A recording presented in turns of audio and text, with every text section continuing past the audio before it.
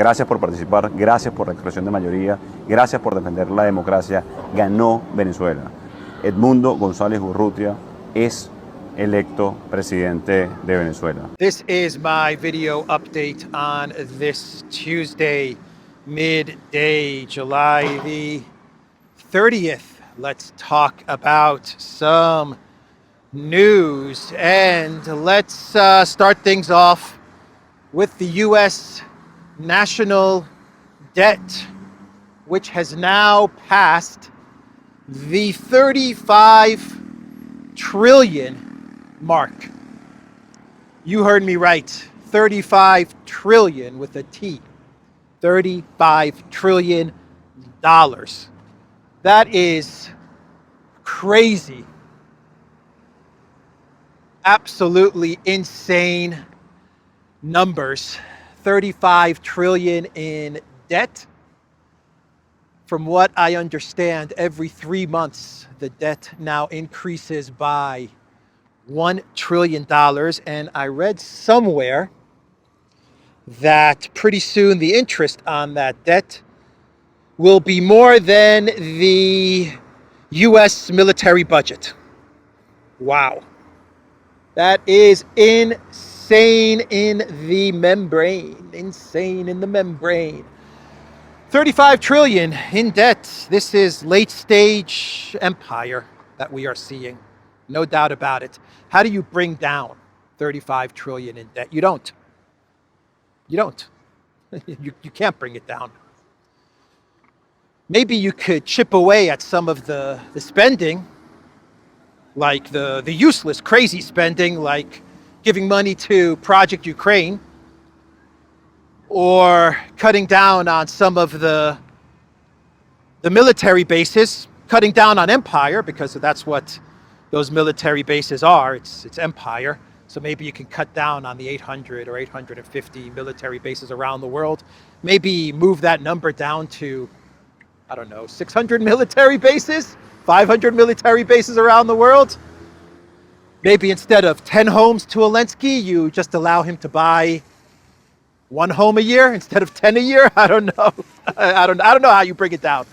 I really have no idea what you do with 35 trillion in debt. What you do to fix 35 trillion in debt, I have no idea. But that's the number. So let's talk about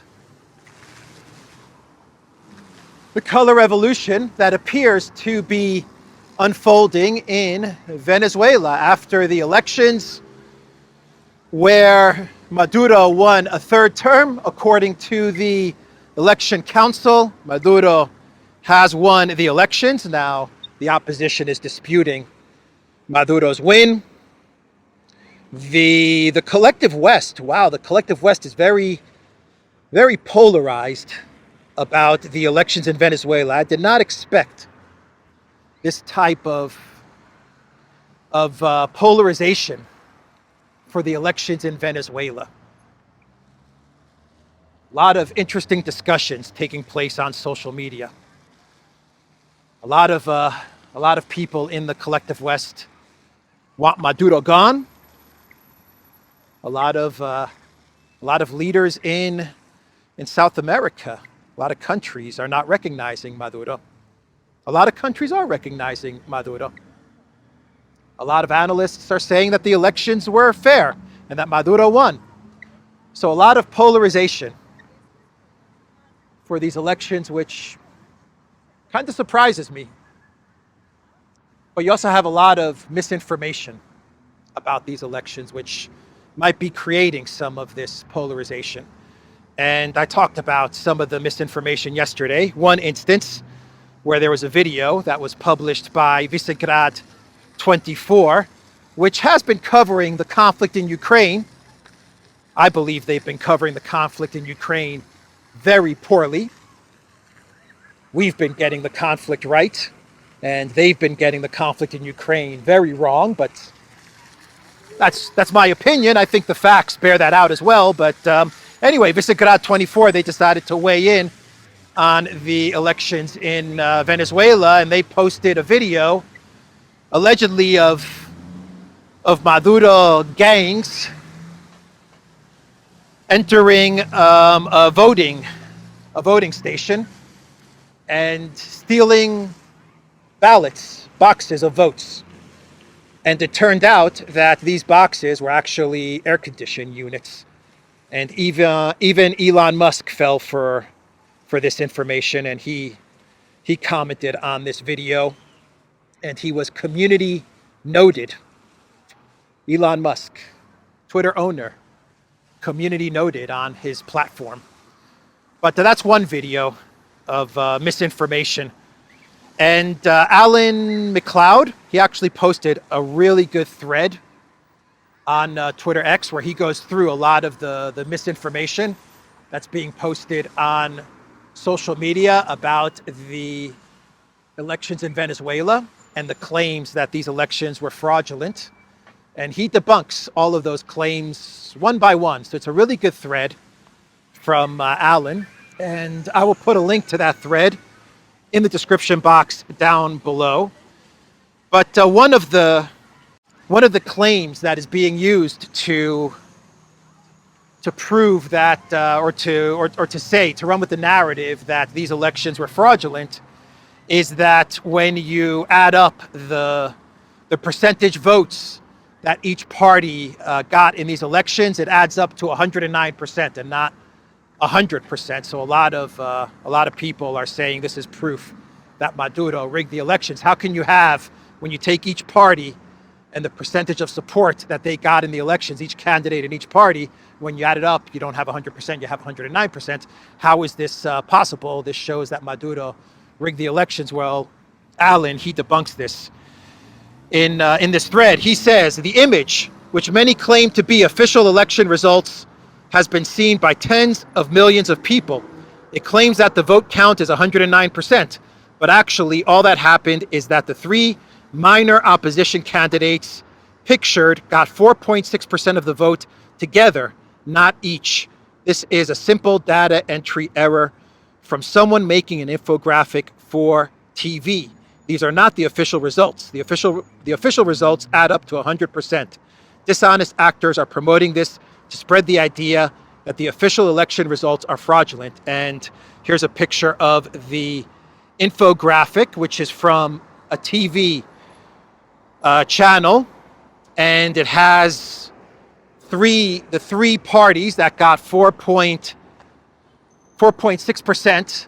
What it should show is that these three parties together added up to 4.6%, but the infographic, which is not official results, this is just a TV infographic, but what it shows is each of the three parties with 4.6%, 4.6% for one, 4.6% for two, and 4.6% for the third. And then when you add it all up, all of the parties together, you get 109%. It's an error on the infographic. So that explains the 109% election result misinformation. So the big question now is whether Maduro can make it. Can he survive the next couple of days? Because it does look like a color revolution, a regime change operation has been activated. That's how it looks. And the next couple of days is going to be absolutely critical for Maduro. That's the big story here. He's been declared the winner. That's done. Whatever you may think, he is the winner, he's not the winner. The elections were legit, the elections were fraudulent.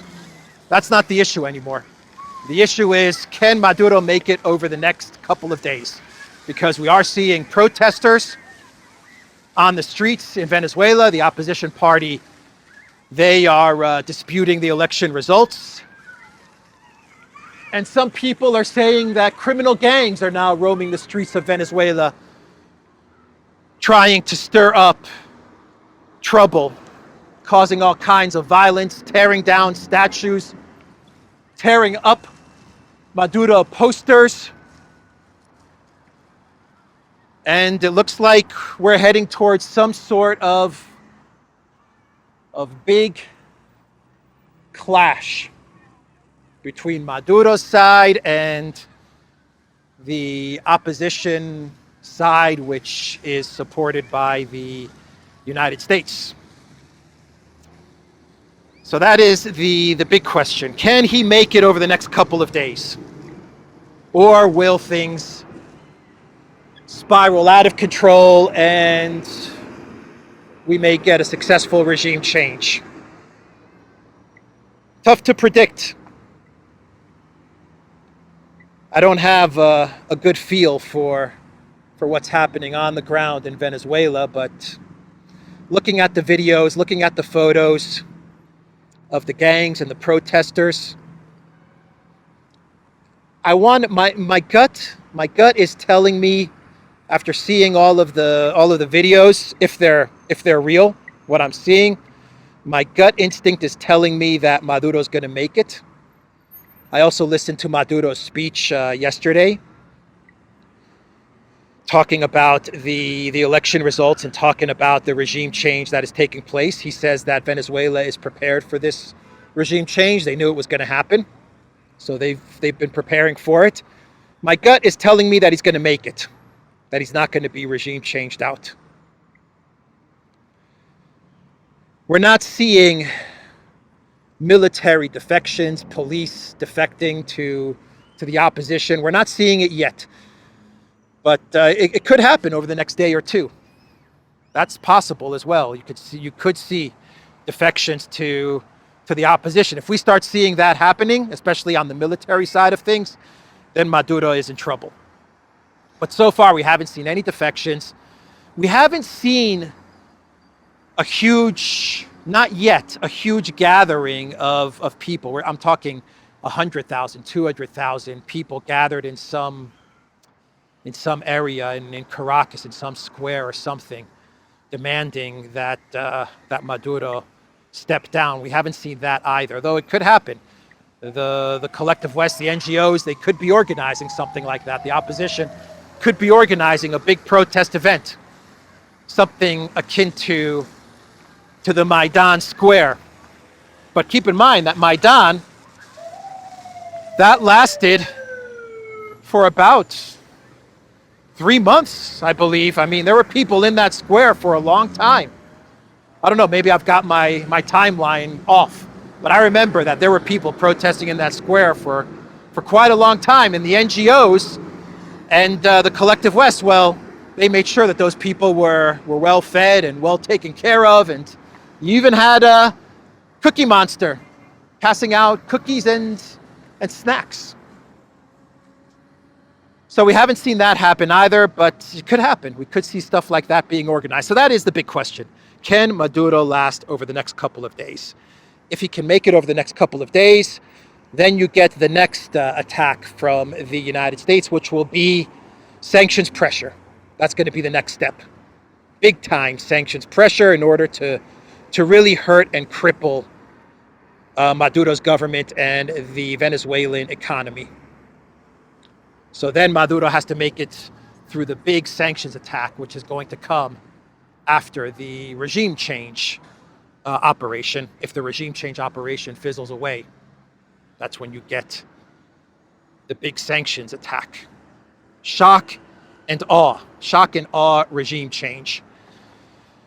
So Maduro, he is recalling diplomats from various countries in the region that are not recognizing his election victory.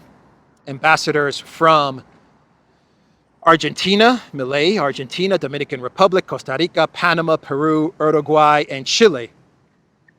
Those diplomats are being recalled from those countries. And Maduro, as he was speaking to the nation yesterday about the elections and the regime change that is unfolding, he actually called Elon Musk his arch enemy, and he accused Musk of planning to invade Venezuela with rockets. That's an interesting claim. I don't know about that one, but with rockets. But yeah, Elon Musk has definitely taken a position on the side of Gonzalez and Maria Corina and regime change in Venezuela. He has taken that position. You know who else has appeared out of the blue and taken a position on the side of regime change and removing Maduro? Take a guess. Take a wild guess. That's right. Juan Guaido. Juan Guaido. He appeared in a TikTok, Instagram video statement saying that Gonzalez, the stand-in for Maria Corina, is the president of Venezuela. That is what Juan Guaido said. Juan Guaido, there you have it. He is coming out on the side of regime change. So you have Juan Guaido, Elon Musk, the CIA,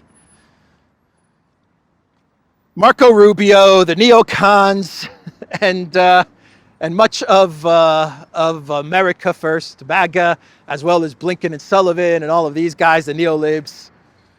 They're all on the side of Maduro must go.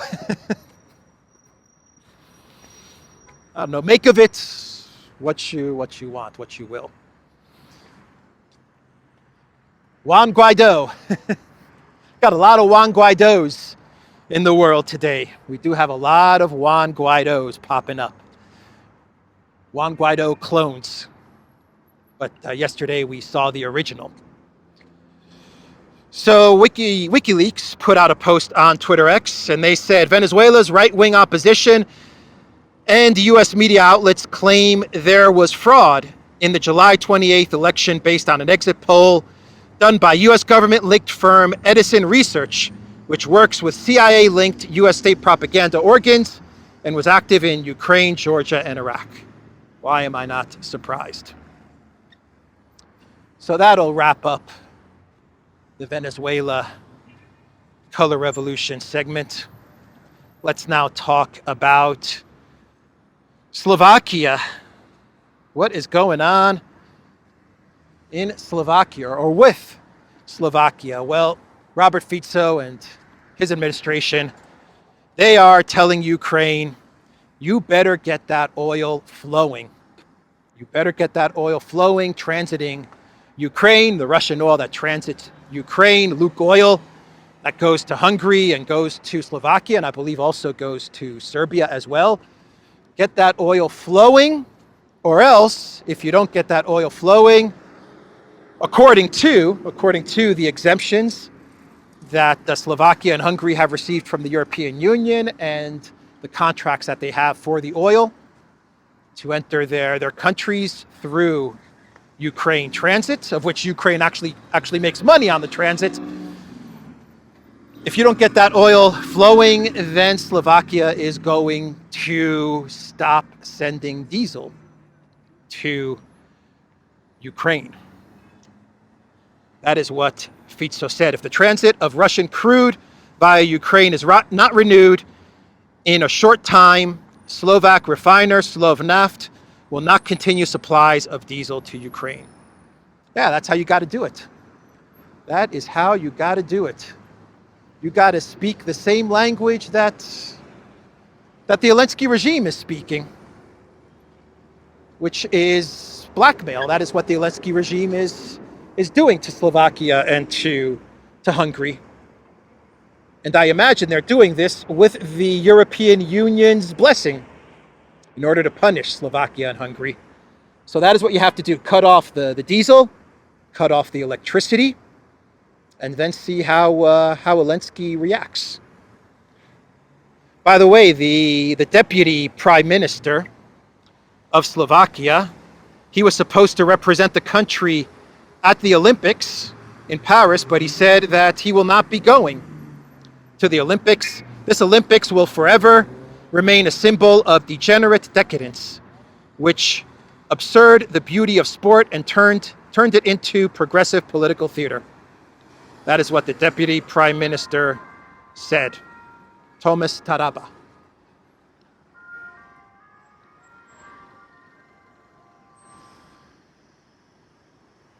Beautiful. Let's cross.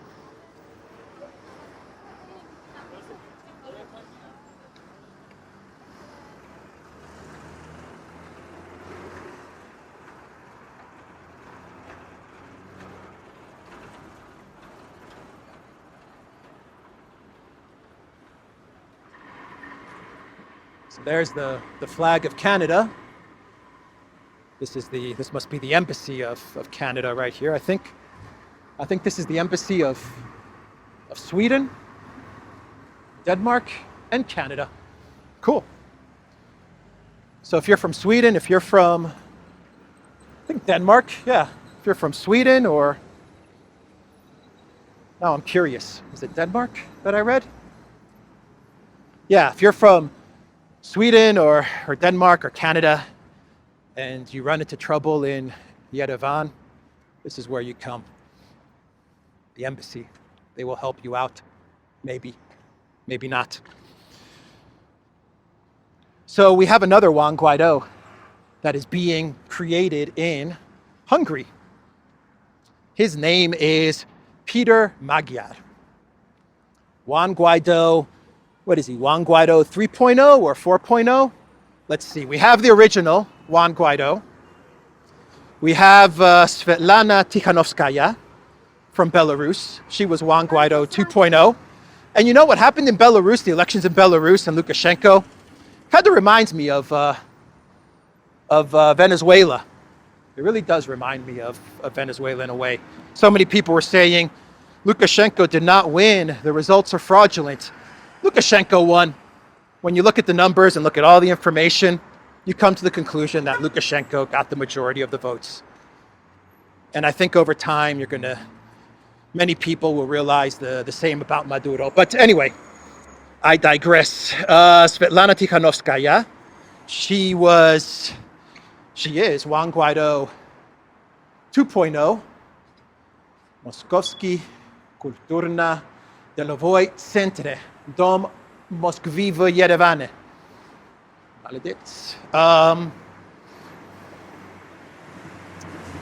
Juan Guaido 3.0. I guess you go back to Venezuela, maybe? Maria Corina, can you say that she's Juan Guaido 3.0? So I guess Peter Magyar, we can say that he's Juan Guaido 4.0. He's being cooked up right now as we speak, and this guy is going to be the man that finally brings down Orban. The Economist, they put out a fluff piece on Peter Magyar. He is reinvigorating Hungary's struggling opposition, attacking Viktor Orban's corruption, wins votes for political newcomer. That is what The Economist is running with. And the first paragraph is actually quite funny from The Economist. Let me read you what they are saying. Viktor Orban, Hungary's right-wing populist prime minister, spent the first week of July on what he called a peace mission to Kiev, Moscow, Beijing, and Washington, angering the rest of the EU by undercutting its diplomacy.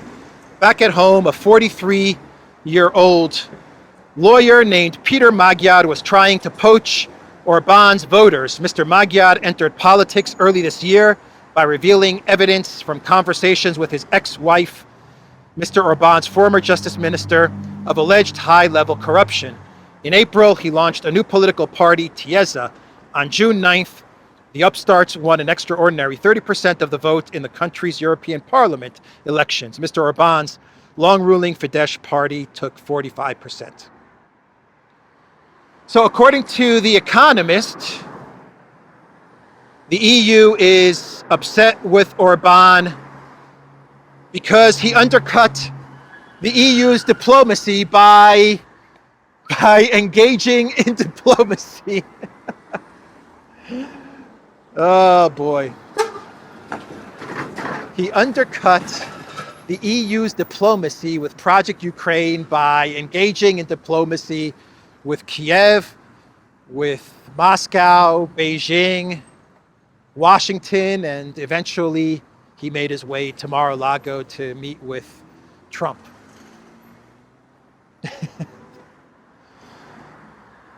Can't make this stuff up. So yeah, that's Juan Guaido 4.0 in Hungary. Staying with Project Ukraine and going to Finland, and the president of Finland, Mr. Alexander Stubb, he is now saying that it's time for negotiations. Finland President Stubb calls for a negotiation with Russia, but just 2 months ago, he wanted to defeat Russia on the battlefield. All the radical war supporters are starting to call for negotiations.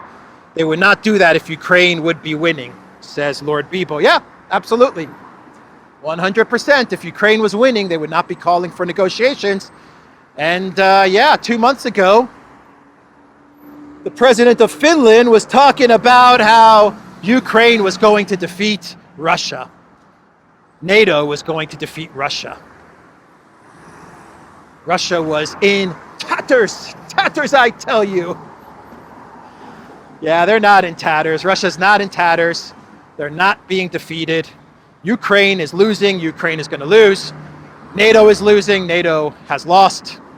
Europe is one of the big losers. Finland is one of the big losers in all of this. Yeah, Finland is one of the big losers in Project Ukraine, absolutely. And now Stubb, he is saying it's time for negotiations. How about that, huh? It's time to negotiate, says Stubb. He wants to negotiate because the message has been sent to all of the collective West leaders that Ukraine is about to collapse. The front lines are collapsing. The economy is a complete mess. And if this continues any longer, well, Russia's going to roll up Ukraine. That's what's going to happen if they don't get to negotiations soon, or figure out a way to get some sort of a freeze or a pause so Ukraine can dig into their defenses or rearm or something. The Zelensky regime is in big, big trouble. And Alexander Stubb, he knows this. That's why he's calling for negotiations. And the United States, the Biden White House, the Jim Carrey White House, the Jim Carrey White House, they have approved another $1.7 billion to Ukraine, another military package. But it's not what you think. This $1.7 billion is not what you think. The U.S. will send $1.7 billion in military aid to Ukraine, according to the Associated Press. But Brian Berletic, he breaks down this $1.7 billion in military aid. And he says that the $1.7 billion includes $200 million in drawdowns from existing stockpiles and $1.5 billion for contracts for yet to be produced arms / ammunition. Military contracts. Basically, you're getting $200 million in whatever stocks of weapons they have available, which is not much. The U.S. stockpiles are dwindling. Demilitarization of the United States, courtesy of Project Ukraine. And another $1.5 billion dished out to the military-industrial complex for weapons that will be produced sometime in the future. And if something were to happen with Project Ukraine and it does collapse, believe me, those military contracts they're not going to go away. The MIC always wins. They always win. So let's do some clown worlds, and we'll wrap up this video. And we'll start with what is going on in the United States and the collective West media, their narrative focusing on J.D. Vance, Trump's vice president pick. They are calling Vance and the Trump ticket weird. That's the script that they're running with. J.D. Vance is weird. This is coming from the Democratic Party, from Kamala Harris, from Joe Biden, aka Jim Carrey. I'm just joking. I'm just joking about the Jim Carrey thing, really. I'm just joking. But yeah, they're calling J.D. Vance weird because everything that happened over the past couple of months, everything that happened over the past 2-3 years with the Biden White House is not weird at all. That's not weird, no. Biden, not weird. Kamala Harris, not weird. Nancy Pelosi, not weird. That's not weird. It's J.D. Vance that's weird. Oh, man. Giving 300 or 400 billion to a comedian who wears a green t-shirt every day is not weird. No, that's not weird. That is not weird at all. Removing your current president, preventing him from running for re-election and installing Kamala Harris is not weird. That's not weird. I have no idea where I am. Let's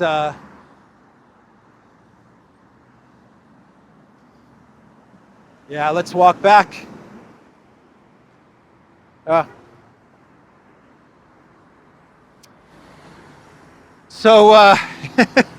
And they're all saying weird, like all the collective West media outlets are repeating the word weird, because the more you repeat it, the propaganda really takes effect.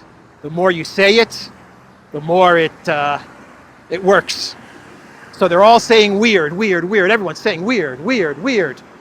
All the guests that they have on, that they interview on the shows, they are saying weird. J.D. Vance is weird. Trump J.D. Vance is weird. The Republican ticket is weird. J.D. Vance is weird. That's what they're saying. Weird, weird, weird. Talk about projection. Wow.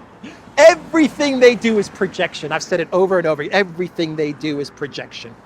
Everything they do, everything they say is projection. So, that's one clown world. Do I have another? Yes, I do. This is not weird. J.D. Vance is weird, but what I'm about to tell you is not weird. We have a group called White Dudes for Harris. White Dudes for Kamala Harris. This is real. When I read this, when I saw the video, I thought this is fake. But it looks like this is legit.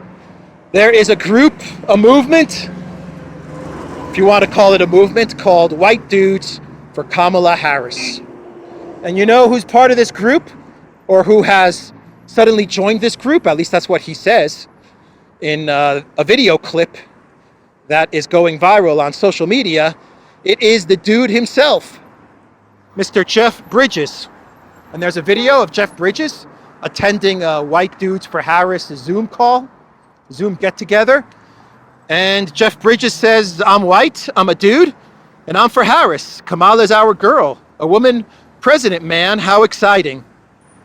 That is what Jeff Bridges said. I don't know what to say. That's not weird. That's not weird. That's normal. That is completely normal. Oh boy. Maybe this is a deep fake. Maybe this is AI. I don't know. It looks legit to me. But let's do one more clown world, and that is coming from the Paris Olympics, where the triathlon competition had to be delayed because they were scheduled to swim in the River Seine, and they couldn't swim in the river because it is not clean. It is dirty. So they had to cancel the swimming event for the triathlon. Fears of E. coli for the triathletes. So let's end this video on a positive note. And that is courtesy of the greatest tennis player of all time, Djokovic, who appears to be displaying his cross in the tennis tournament in Paris. That's what it looks like. He on purpose, he shows his cross as he's playing tennis, I guess in response to everything that we saw at the opening ceremony. This is Djokovic's reply to all of the craziness there, to show his cross. So I guess we end it on a good note, a positive note. And of course, it's coming from Djokovic, a man of hope and positivity, an athlete of hope and positivity. Anyway, that's the video, everybody. theduran.locals.com. We are on Rumble, Odyssey, BitChute, Telegram, Rockfin, and Twitter X. And go to the Duran shop. Pick up some limited edition merch, or maybe a reverse gear t-shirt. The link is in the description box down below. Take care.